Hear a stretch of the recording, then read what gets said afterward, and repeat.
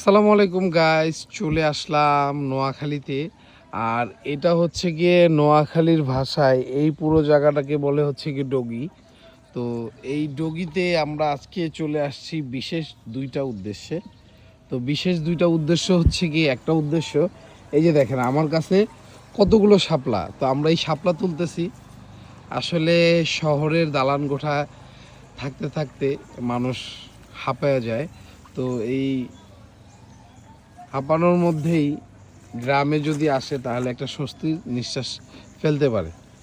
তো আর স্বস্তির নিঃশ্বাসটা হচ্ছে গিয়ে এই যে শাপলা, সেই স্বস্তির নিঃশ্বাসটাই হচ্ছে গিয়ে এই যে শাপলাগুলো তুলতেছি যে ভালো লাগতেছে। বাসায় গিয়ে এগুলো রান্না করে খাওয়া হবে। তো এটার মধ্যে একটা ভালো লাগা লুকায় আছে।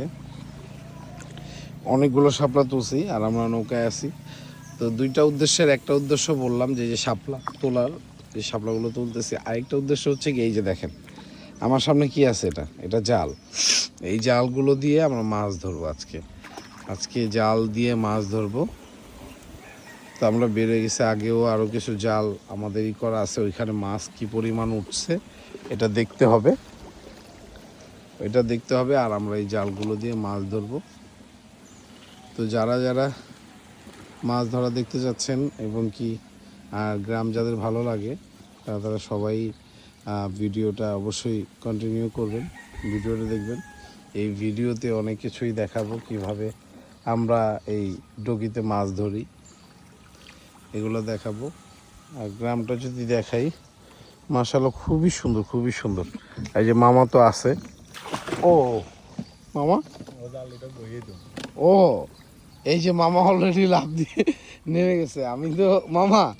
আমি ভাবছি আপনি পড়ে গেছেন। আমি কি ব্যাপার,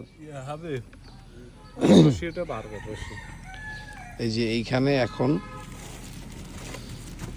এই জালটা বসানো হবে।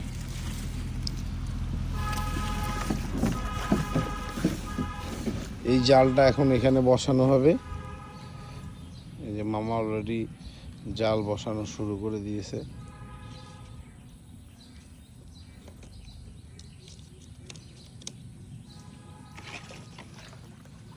এই দেখেন জালটা কিভাবে বসায়, মামা অলরেডি জাল বসানো শুরু করছে।